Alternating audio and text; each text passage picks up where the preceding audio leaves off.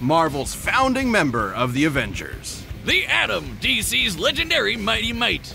Good things come in small packages. The bigger they are, the harder they fall. We're just trying to get these out of the way. He's Wiz and I'm Boomstick. And it's our job to analyze their weapons, armor, and skills to find out who would win a death battle.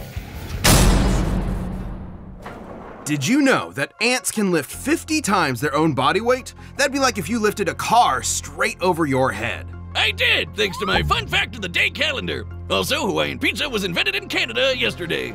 Well, I bet your calendar didn't tell you that Dr. Henry Pym, aka Hank, was considered a genius at a very early age. By 3 years old, doctors declared that he was smarter than both his parents combined. He eventually majored in biochemistry and became one of the most successful scientists in his field. He had big ideas about shrinking the size of cargo to reduce shipping costs. Logistics. All of which made him a laughingstock in the scientific community and sparked a long-lasting insecurity and need to prove himself. But he did it! He developed a working serum! He went from laughingstock to Christmas stocking! The much better stuck, right behind Bean and Life. So, naturally, he tested the serum on himself, like any self-respecting scientist would, and shrank down to the size of an ant. And just when things started going south, a sweet little ant, let's call her Aunt Hathaway, swooped in and led Hank safely back to his lab where he could return to full size. Hank then harnessed the serum and became the superhero,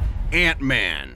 Along with his new identity came a fascination in entomology, which makes total sense. Ants are fascinating. Did you know that ants can talk to each other in a bunch of different ways? Through touch, sound, or even sharing information by barfing at each other. It's actually called trophallaxis, and they're not barfing per se. It's more like passing food mouth to mouth. Gross! Hank figured out how to communicate with his new pets, not by barfing, but by creating a cybernetic helmet that mirrors an ant's antenna. And he's even developed genuine relationships with some ants, like Ulysses S. Ant here. But he didn't stop there. Hank developed a lot of amazing tech like a stinger pistol that focuses his bioenergy into a stun beam, and image-inducing camouflage to mask himself as an ant. It worked so well it fooled Reed Richards, the smartest guy on the planet. He also built a suit that runs on that nifty serum he made back in his lab. It lets him shrink thanks to the newly discovered Pym particles, named after himself. Classic Hank. And the Pym particle is the key to unlocking the fundamental constants of the quantum mechanics at play here. They enable you to decrease the distance between atoms. However, in order to do that, he'd have to change the Bohr radius, the ratio of electron mass to the distance the electrons orbit an atom's nucleus. Well, of course. Like how when you make a bagel pizza, you can't fit the whole pizza on the bagel. Believe me, I've tried. It's too small. You just gotta put less on.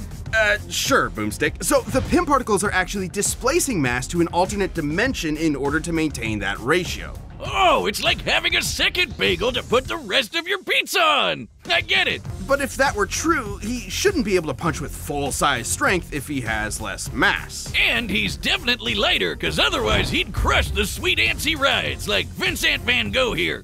His mass is being replaced with massless neutrinos, but that doesn't adequately explain how he can have less mass and seemingly more mass at the same time. Sure it does, Wiz. Trust Pym and his particles. Look at the guy. He's explaining the whole thing while wearing a lab coat. What's more trustworthy than that? You're the exception. You think you understand this? Oh, of course. He's small but strong. You said something about a boar, so I guess you wanted ham on that pizza, but I already made the pizza. Will you take that coat off? No. Oh. Regardless, there is virtually no limit to Hank's ability to shrink.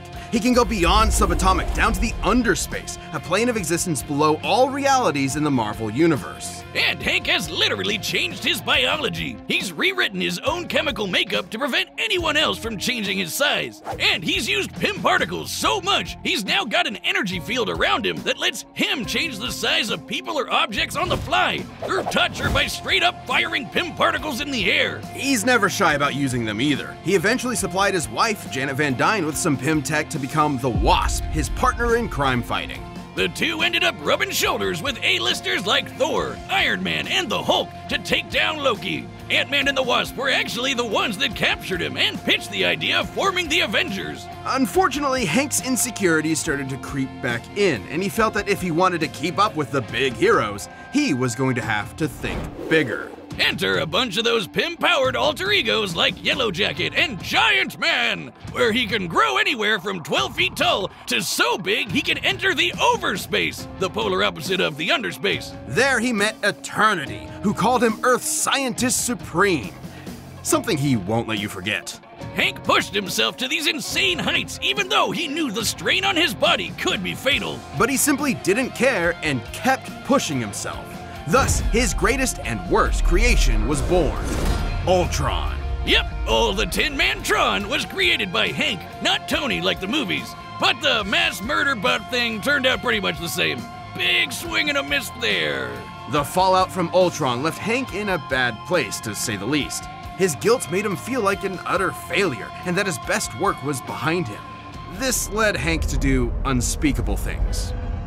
A real low-life move. And even though poor mental health doesn't excuse this behavior, it was clear that Hank needed help.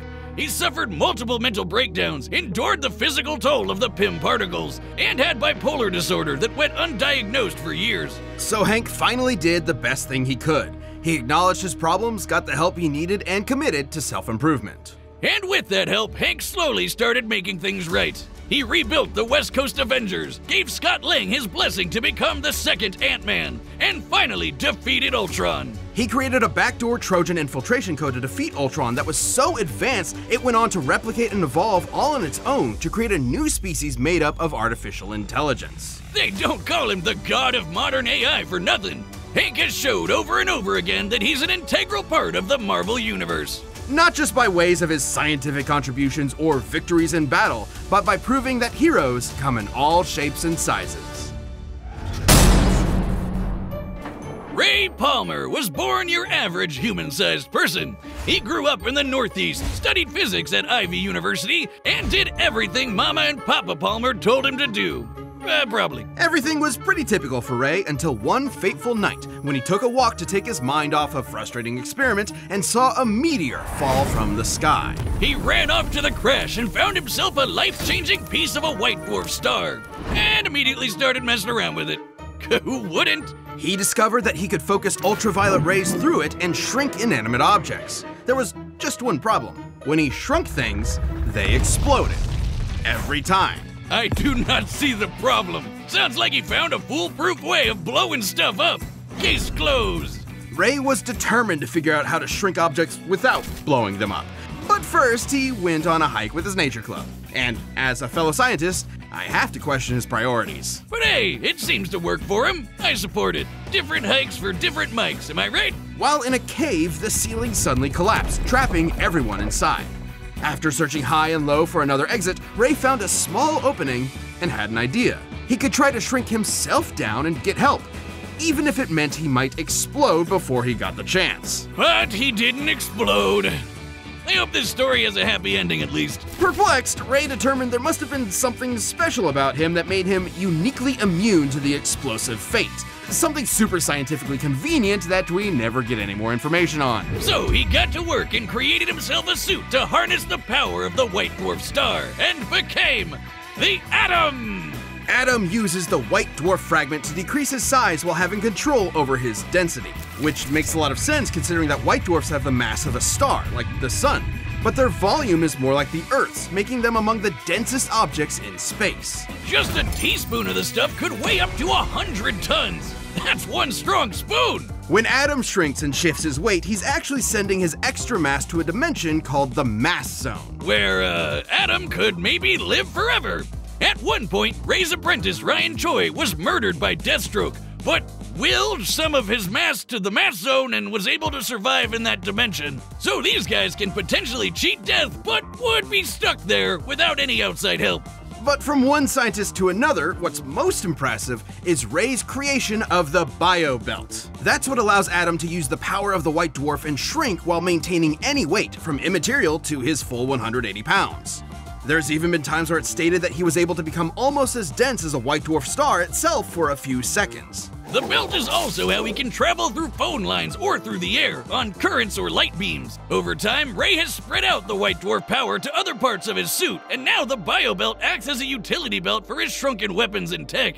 It also prevents his size or mass from being altered by any outside forces. And while he can only increase his size back to his natural 6 feet in height, his ability to shrink is near limitless. He can travel between subatomic space to the microverse, the foundation of all reality in the DC universe, where atoms become the size of planets. Typically, he can increase back to his normal size with such force he can smash through diamonds. So if Atom increases his size too much while still within the microverse, he could blow up the entire fabric of reality from the inside out. Shrinking down to that size means that he can shrink small enough to rearrange atoms themselves. Yep, Ray can take individual molecules and rapidly expand them to cook up a small nuclear blast in the palm of his hand.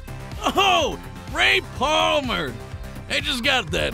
He also once disarmed a bomb by rearranging its atoms. At that size, he can move at the velocity of light. So fast and so randomly, he basically acted as a barrier between any and all possible atom combinations. But come on, there's no scientific explanation here for him to have superhuman senses or awareness to comprehend being everywhere at the same time. It makes total sense. If you're small enough, you can fit in almost everything, everywhere, all at once. Like how you can fit an entire pizza into a calzone, and then you have a whole pizza everywhere inside the calzone.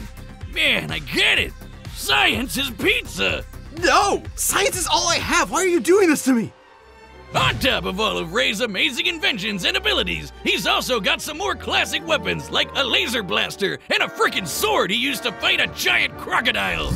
Relative to his size. That was when Ray was believed to be dead, but was actually just stuck at 6 inches tall and stranded in the Amazon rainforest, where he encountered an alien race known as the Catarthans. And get this, he ended up leading a rebellion against their tyrant king and became the ruler of all the Kardashians. And his heroism didn't stop there. The Atom was a very well-respected hero, and was even asked to join the Justice League of America shortly after it was formed. He fought alongside Batman and his best bud, Hawkman. And you don't fight with those guys without picking up a thing or two. Impressive combat skills aside, Atom's greatest contribution to the legendary team was always his incredible mind. He once created kryptonite inside of Superman by realizing that if he gathered up enough Kryptonian protons, they would eventually become radioactive. While stranded in limbo, Atom realized that if the Flash sped up the rate of a nuclear reaction's stellar evolution to exhaust its core, they could turn a fire demon into a black hole and use it as a wormhole to get back to Earth. He's a brilliant, hard-working, and determined scientist that never stops working on a problem until he's found a solution. I mean, if I figured out how to blow stuff up as well as he did, I would have stopped right there. I'm the hero that blows stuff up. Wouldn't even need to change my name. Ray Palmer lived the dream, going from research scientist to legendary superhero. He picked up the pieces presented to him and built something greater than the sum of its parts. Who knew this tiny titan with massive brains would have just as much brawn to back it up? Alright, the combatants are set, and we've run the data through all possibilities. It's time for a death battle!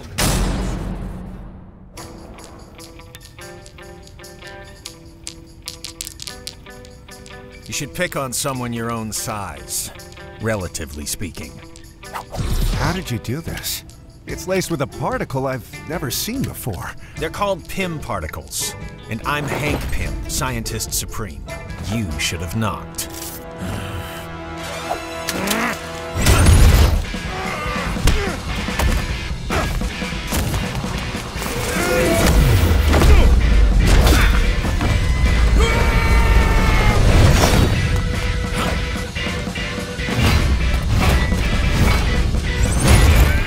You're using pieces of a white dwarf star? That's cute. Everything we needed already existed. You just needed to be smart enough to put the pieces together.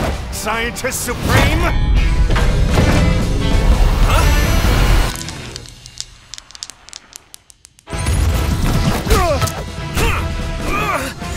Did you know that at any given moment, there are about 2.5 million ants under your feet? I mean, that makes sense, but why are you bringing that up right now?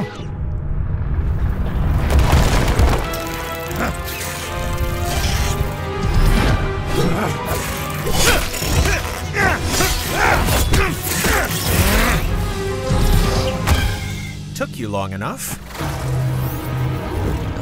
Okay, let's try this.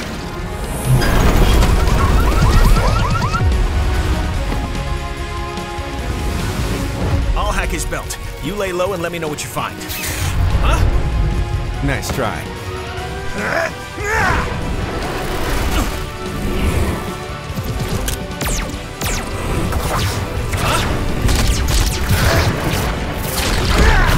If I search every electron path in his gun and study their probability wave functions, I just might be able to!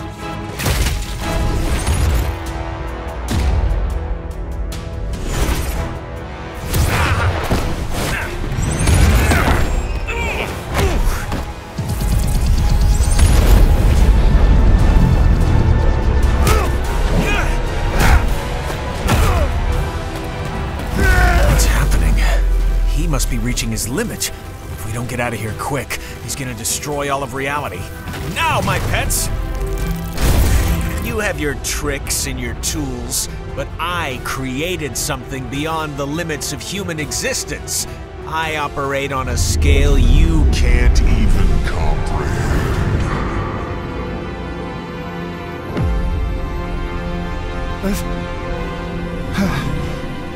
How? You can't be afraid to think big.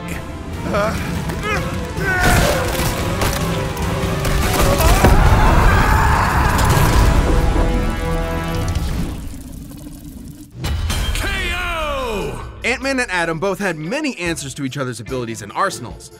Both were able to store various weapons at a shrunken state, both were trained in judo, and they both could obviously keep up with each other's ability to shrink at will. Though there was one small thing Atom couldn't answer to. The ants! Hank's bond with his pets lent him some small advantages, and Ray just didn't have enough anti-ant tools in his bio belt. But in Atom's defense, the fact that he could punch with a fist packed with all of his mass meant that a close-up fight, while small, would leave Hank with few options since he can only punch with his normal human strength. Even still, all Ant-Man would need to do is keep his dissed ants with the help of his insect confidants and devise another plan of ant-tack. Something Hank has no shortage of. For instance, Ant-Man could alter Atom's size thanks to the Pym particle field he generates. Hank would just need to stall long enough to remove or disable Atom's biobelt, and he's had no trouble hacking enemy tech in the past. But even with the biobelt busted, it wouldn't stop Atom's ability to shrink, since the white dwarf power is contained throughout his suit. Destroying the belt only meant that Ant-Man could alter Atom's size. Whereas Hank has literally rewritten his own biology to prevent outside size alteration. And while Atom's abilities are definitely impressive, they are limited, and Ant-Man simply aren't, at least by comparison. Hank could always match Ray's size or just take the fight to the overspace where he would have the edge, both physically and mentally. The overspace can mess with the human mind, but we've seen that Hank can handle it. But if the Scientist Supreme is really so smart, why didn't he just immediately go up Atom's butt and blow him up from the inside? What's wrong with you, Wiz? Aren't you a fellow man of science? This is the meanest thing you've ever done to me. Atom sized up Ant-Man, but in the end, he was the one who had to say, Uncle. The winner is Ant-Man. Thanks for watching. Stay tuned, we have a new Death Battle releasing every 2 weeks this year. And click the join button to get new perks and extra content. Planet level members even see Death Battles before anyone else, so don't miss out.